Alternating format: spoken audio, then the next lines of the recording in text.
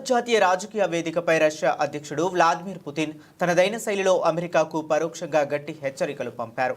Bharat China మధ్య బలపడుతున్న స్నేహాన్ని ప్రస్తావిస్తూ ఈ కూటమిలో రష్యా కూడా భాగస్వామి అని స్పష్టం చేశారు. జంతువుల ప్రతీకలతో ఆయన చేసిన వ్యంగ్యాస్త్రాలు ఇప్పుడు ప్రపంచవ్యాప్తంగా చర్చాంశనీయమయ్యాయి. 2025 ఈస్టర్న్ ఎకనామిక్ ఫోరంలో ప్రసంగించిన పుతిన్ భారత్ చైనా సంబంధాలపై కీలక వ్యాఖ్యలు చేశారు. చైనాను డ్రాగన్తో, భారత్ను ఏనుగుతో పోలుస్తుంటారు. ఈ రెండూ కలిసి చేసే డ్రాగన్ ఏనుగు డాన్స్ ప్రపంచానికి మంచిదని చైనా అధ్యక్షుడు జిన్పింగ్ అన్నారు.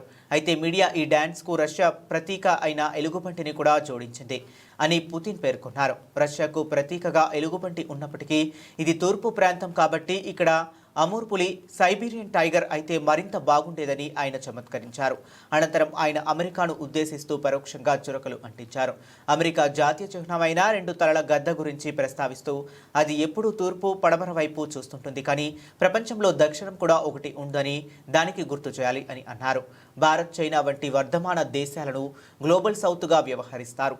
ఈ దేశాల ప్రాధాన్యతను తక్కువగా అంచనా వేయొద్దని పుతిన్ ఈ వ్యాఖ్యల ద్వారా అమెరికాకు గట్టి సంకేతాలు పంపినట్లు అంతర్జాతీయ నిపుణులు విశ్లేషిస్తున్నారు.